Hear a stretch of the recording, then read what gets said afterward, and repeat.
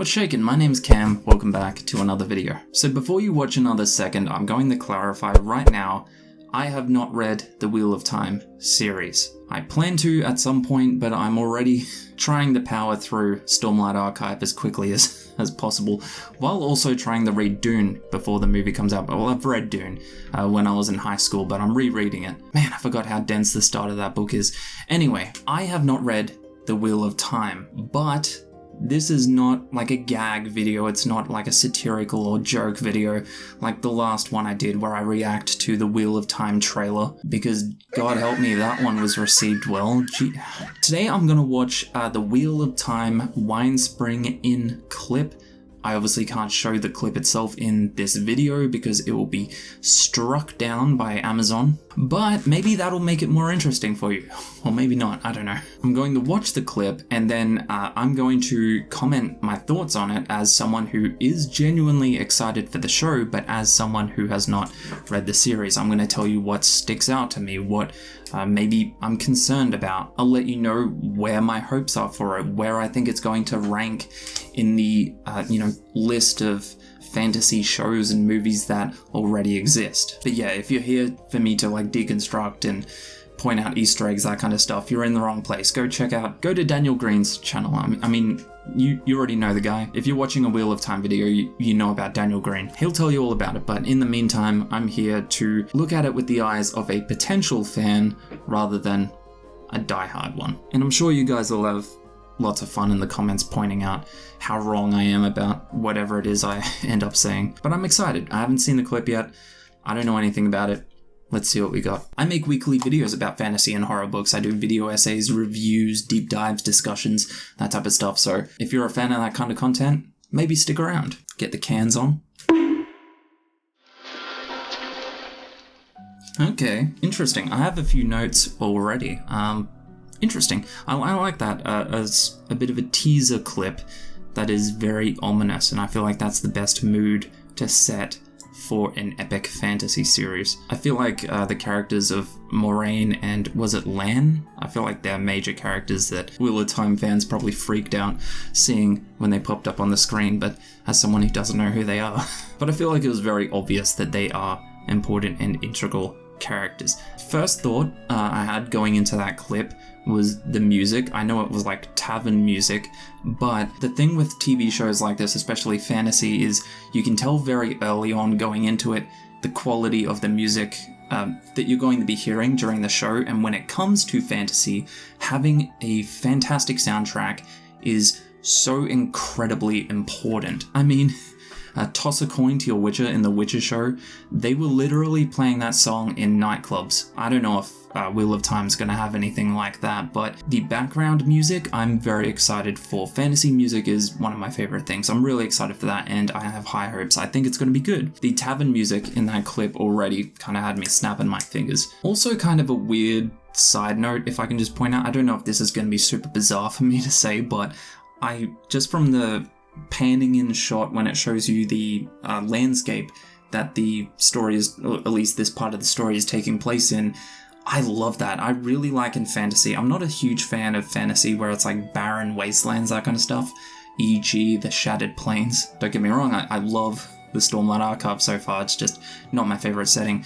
But this has like a super tropical looking landscape, like you've got mountains there, a lot of big rivers, and I think that's a waterfall. It looks like a very tropical setting and climate, and that is my favorite place for fantasy stories to take place, so that also gets me excited. My next note might be seen as a bit of a negative one, so I'm sorry. Please be gentle with me. But it's a little pet peeve I have with fantasy movies and shows, or at least most of them, and that is that they kind of make the characters too pretty, you know what I mean? Like too clean and too pretty. I don't know if it's important to the story, but when I see a character like this super handsome, incredibly clean shaven supermodel, not a speck of dirt looking dude, it kind of takes me out of the story a little bit. I can't see a guy like that and believe that he is living in a little fantasy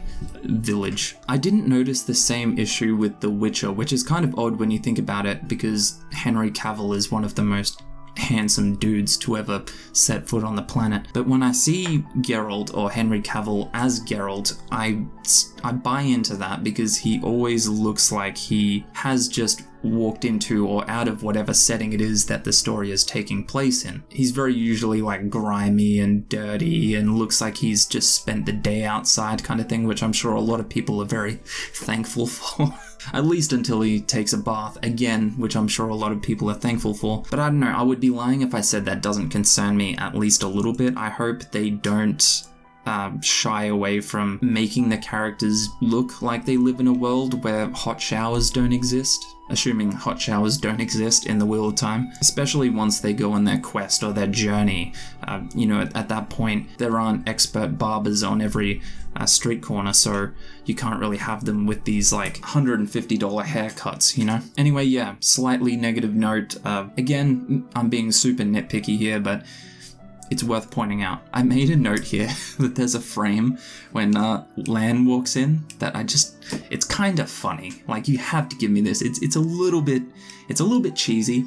First of all, having him walk in with, the black hood, that kind of stuff, whatever. But he also looks really, really fucking cool. So I'm gonna let that go. But just the way he's standing here looks like the emoji, you know what I mean? Hang on.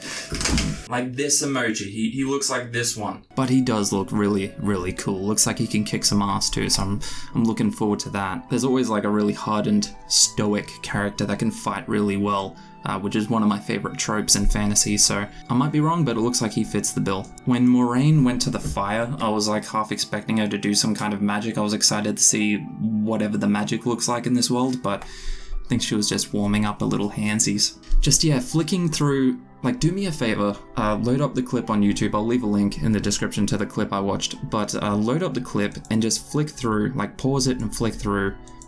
Every face and every person that it lands on looks like they've just walked off the runway. Like, they just look way too, like good. Like, they just look too good. Like, they look way too clean cut. I don't know, that's taking me out a little bit.